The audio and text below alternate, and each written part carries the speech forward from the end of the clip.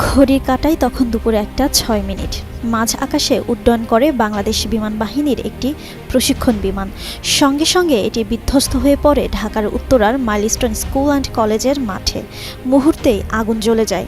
চোখের সামনে ঘটা এই ভয়াবহ ঘটনার বর্ণনা দেন সেখানকার এক শিক্ষার্থী।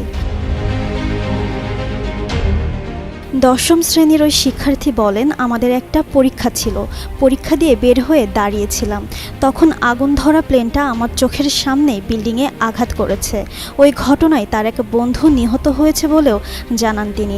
বাংলাদেশের প্রথম 5D AI ইনভার্টার যুক্ত সর্বোচ্চ বিদ্যুৎ সাশ্রয়ী যমুনা এয়ার কন্ডিশন। বলেন, আমার একটা বেস্ট ফ্রেন্ড যে পরীক্ষার হলে একসঙ্গে ছিল, আমার চোখের সামনে মারা গেছে। ওই শিক্ষার্থী আরও বলেন, স্কুল গেটের ভেতরে অনেক অভিভাবক দাঁড়িয়েছিলেন আর ছোটরা বের হচ্ছিল ছুটির সময়।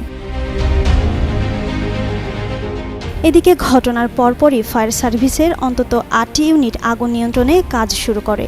চারিদিকে ছড়িয়ে পড়ে আতঙ্ক, আহাজারি। জাতীয় বার্ন ইনস্টিটিউটে ভর্তি করা হয় অর্ধশতাধিক দগ্ধ শিক্ষার্থীকে। তাদের অনেকেই মৃত্যুর সঙ্গে পাঞ্জা লড়ছে। আইএসপিএস জানিয়েছে, বিধ্বস্ত হওয়া বিমানটি ছিল F-7 VJI মডেলের একটি প্রশিক্ষণ বিমান। উড্ডয়নের কয়েক মিনিটের মধ্যে এটি নিয়ন্ত্রণ হারায়।